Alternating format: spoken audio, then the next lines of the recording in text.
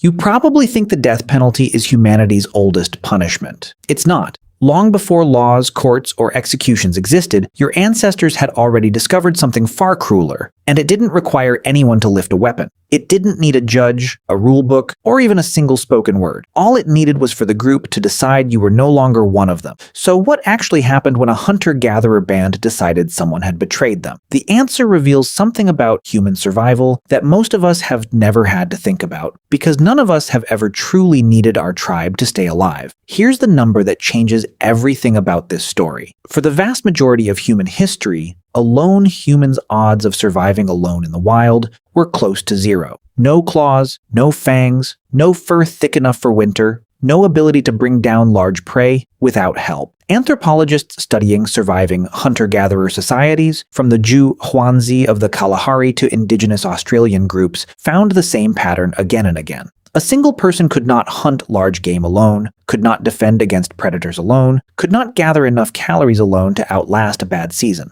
Survival wasn't an individual project. It was a group project with no individual backup plan, which means the harshest punishment a band could hand down wasn't violence at all. It was simply removing you from the group and letting the math do the rest. This is where exile enters the picture, and it looked nothing like the dramatic banishments you've seen in movies. There was no trial, no formal announcement, no ceremony. In small mobile foraging bands numbering anywhere from 20 to 50 people, a person who repeatedly stole food, endangered the group's safety, or broke trust in some irreparable way would simply stop being included. The band would move to the next camp, and he wouldn't be told where. Sharing stopped. Cooperation stopped. He was, for all practical purposes, no longer a member of a species that survives exclusively in groups.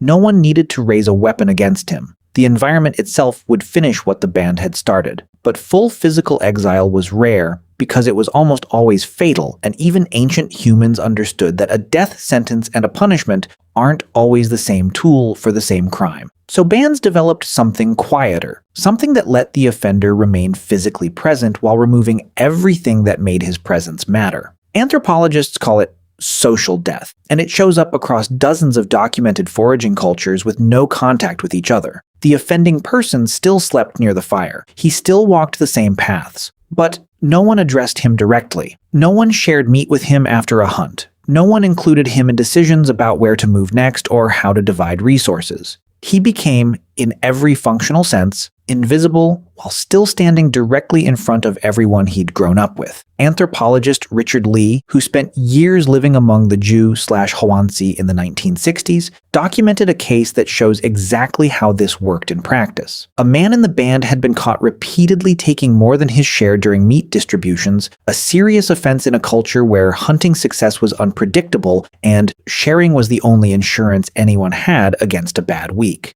The band didn't beat him. They didn't cast him out into the desert to die. They simply stopped talking to him during communal meals, stopped including him in the joking and storytelling that filled every evening around the fire, and stopped asking his opinion on anything that affected the group. Lee noted that the man grew visibly smaller in the group's daily life within days, not because anyone told him to, but because he had nothing left to participate. He wasn't fighting an accusation. There was no accusation to fight. He was simply watching his own social existence dissolve in real time, one ignored greeting at a time. And this is where it gets genuinely unsettling, because the punishment wasn't really about the individual at all. It was an immune response for the entire group. A single member who couldn't be trusted put every single person in that band at risk. If he stole food during a lean season, someone else went hungry. If he revealed the group's location to a rival band during conflict, everyone could die. If he broke the cooperative agreements that let 20 or 30 people hunt, share, and defend as a single unit, the entire structure that kept all of them alive started to fail. So the band didn't expel or silence someone out of cruelty. It did so because trust wasn't a moral nicety in that environment. It was the actual infrastructure of survival, and a person who damaged that infrastructure had to be dealt with faster and more permanently than any other threat the group faced, including predators.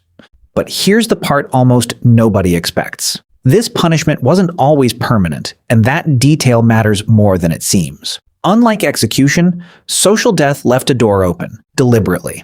Researchers studying these dynamics across multiple foraging cultures found that reintegration was possible, but only through visible, sustained effort. The offender had to demonstrate, repeatedly and publicly, that he understood what he'd broken. That might mean handing over the best portion of his next kill without being asked. It might mean taking on the most dangerous or unpleasant tasks the group needed done, the ones no one else volunteered for. Slowly, if the group judged the effort genuine, small acknowledgments would return. A nod. A word. Eventually, a place back at the fire. This mattered enormously because a punishment with absolutely no path back would have pushed desperate people toward genuinely dangerous behavior, alliance with rival bands, theft, even violence, since they'd have nothing left to lose. A punishment that left the door open even slightly gave the offender a reason to still cooperate rather than become a permanent threat. Ancient humans hadn't just invented punishment, they'd invented a punishment with an incentive structure built into it. Thousands of years before anyone had a word for incentive. Go back to that man on the savannah 100,000 years ago, waking up to a silence he couldn't explain.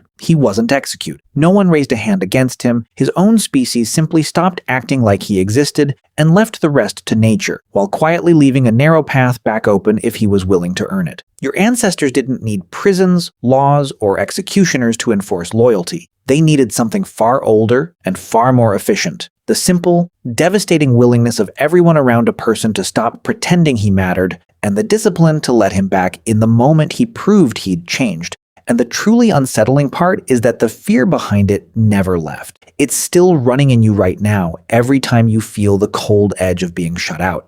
That isn't a modern emotion. That's 100,000 years of survival instinct still doing its job long after the reason for it disappeared. If this changed how you think about where our fear of exclusion actually comes from, like this video. Subscribe if you want more of these deep dives into how ancient minds actually worked. And tell me in the comments, could you have survived being cut off from your group like that?